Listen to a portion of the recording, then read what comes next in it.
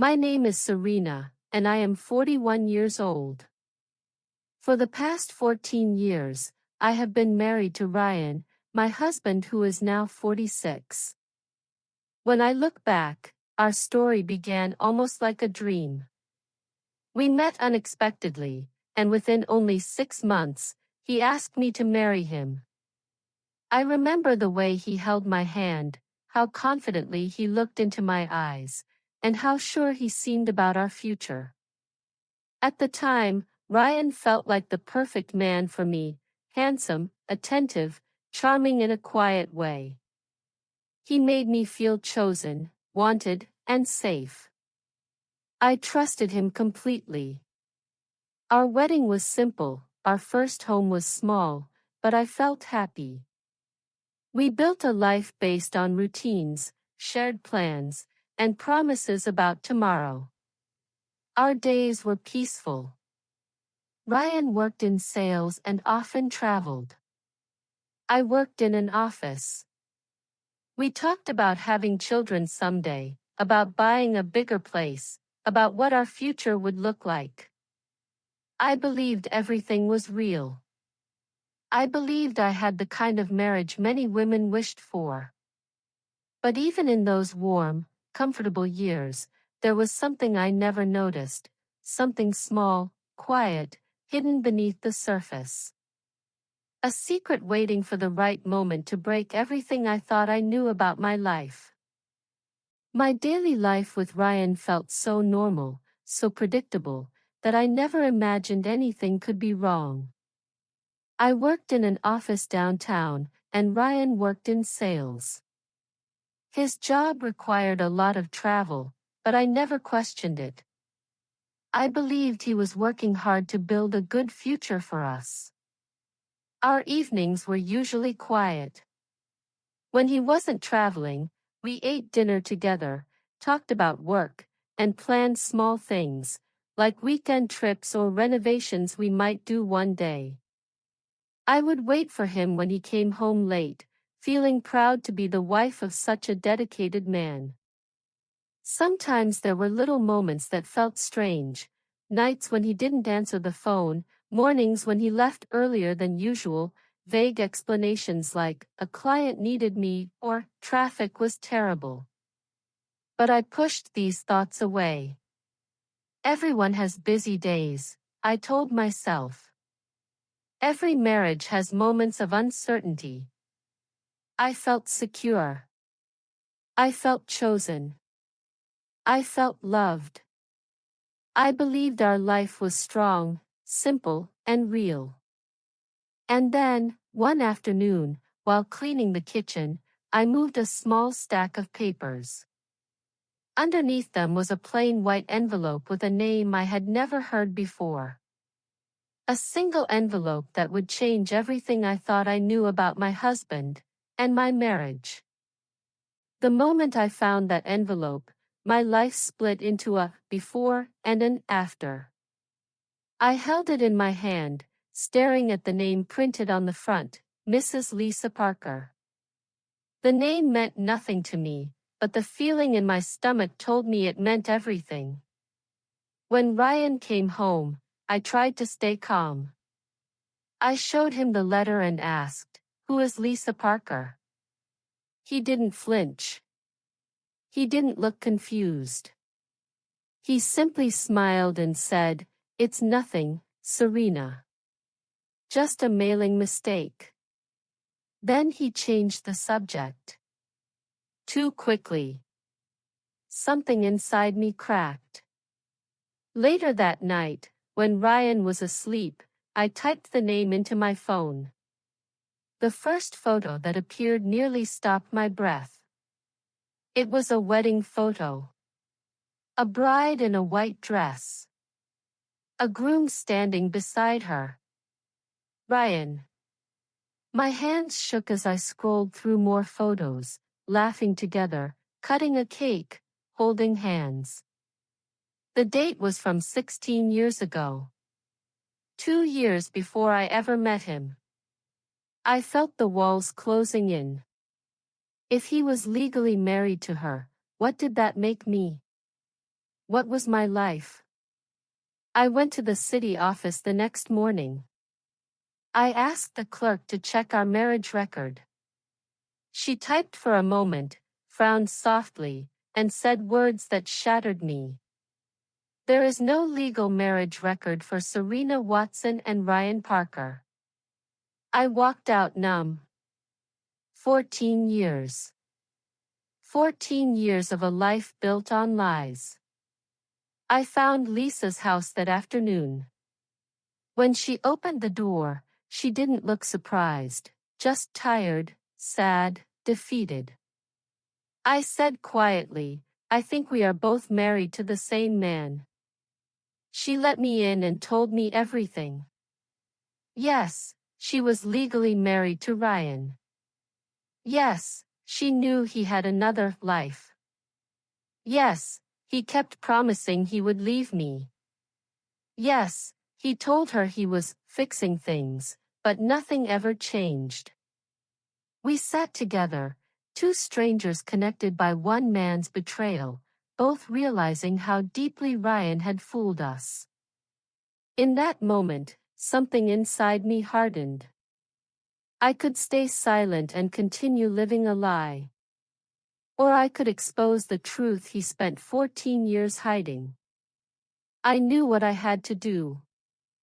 When I decided to expose Ryan, I thought I would feel powerful. I thought the truth would set me free instantly. But the truth doesn't make you stronger right away, it breaks you first.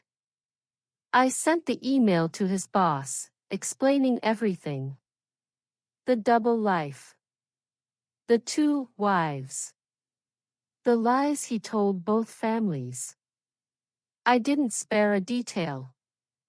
I wanted the world, at least his world, to finally see who he really was. Then I called his mother.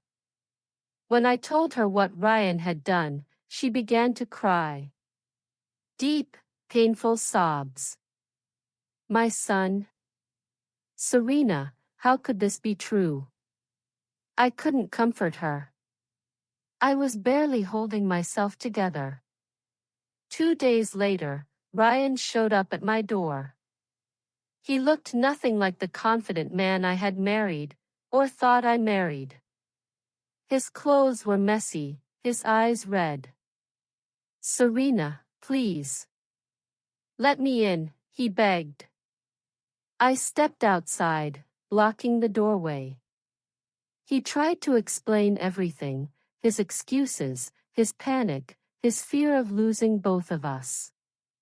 He said, "You're the one I love.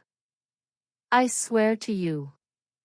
But all I saw was a man who had lied with that same calm voice for 14 years. "Go home, Ryan," I said softly. "Go to your real wife." He whispered my name, but I closed the door. And this time, I locked it. That night I cried until I couldn't breathe. At work, I tried to smile, but tears came without warning. My coworkers looked away, uncomfortable with my pain. I felt humiliated, discarded, like a woman who had wasted nearly half her life loving a ghost. Who was I, if my entire marriage had been a lie? Was I stupid? Was I blind? Was I unworthy of real love? One afternoon, I sat trembling at my desk, trying to hide my tears, when someone gently placed a cup of tea in front of me. It was Miller. He didn't ask what was wrong. He didn't offer empty advice. He just said, "I'm here if you need someone to talk to." So simple. So honest. So different from Ryan. For the first time since my world collapsed, I felt a small breath of relief. A reminder that not every man lies. Not every love destroys. In that quiet moment, I finally recognized something. I didn't need Ryan's apologies. I needed my own healing. And maybe, just maybe, there was a future waiting for me beyond his darkness. When Ryan finally disappeared from my life, the silence felt strange at first. For 14 years, everything, from my routines to my identity, had been built around a man who never truly belonged to me. But instead of chasing him like I once would have, I let the silence stay. I needed it. I needed space to breathe again. Slowly, I began to distance my heart from the past. I stopped checking my phone. I stopped replaying old memories, trying to find moments that were real. I stopped carrying shame that wasn't mine to hold. Ryan's downfall, losing his job, his mother's disappointment, the collapse of his lives, was not my responsibility. It was the result of his choices, not mine. Lisa and I spoke a few times. There was no anger between us, only a quiet understanding. We were two women who had escaped the same storm. She told me she was planning to move, to start fresh with her family. And I realized, I wanted that too. A new beginning. A life without secrets. At work, Miller stayed by my side in the simplest, kindest ways. He didn't push. He didn't flirt. He didn't try to fix me. He just showed up, with honesty, patience, and gentle conversations that made me feel seen again. One day, as we walked out of the office together, I noticed something surprising. I felt safe. Truly safe. Not because Miller was perfect, but because I was no longer afraid of choosing what was right for me. For the first time in years, I stepped into a new chapter, not as someone's secret wife, not as a woman living in another person's shadow, but as Serena. Strong. Clear. Free. Now, after everything I have lived through, the lessons feel clearer than ever. I understand now that lies can live quietly for years, hiding in the corners of a marriage, shaping your life without you even noticing. But when the truth finally arrives, it does not whisper, it crashes through everything. It demands to be seen, and it forces you to face the reality you tried so hard to avoid. I used to believe that love was about trust alone. But I know now that trust without honesty is just an illusion.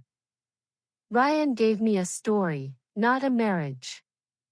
He gave me promises, not truth. And I followed those promises for 14 years, believing I was loved, when in fact I was living inside someone else's lie. Sometimes the bravest thing you can ever do is walk away from the wrong person. Sometimes the strongest form of love is choosing yourself. I also learned something gentler. Real love does not hurt. Real love does not hide. Real love does not ask you to shrink or beg or doubt your worth. Real love is peaceful. It makes you feel safe. Rebuilding myself was painful, but necessary. Finding my strength again was the true beginning, not the end. Today, I stand calmer, wiser, and more confident. And the most powerful lesson I carry is this. Self-respect is the foundation of any life worth living. You said. If this story touched your heart, please like, comment, share, and subscribe. Thank you for learning English through stories with me. I hope to see you again in the next video.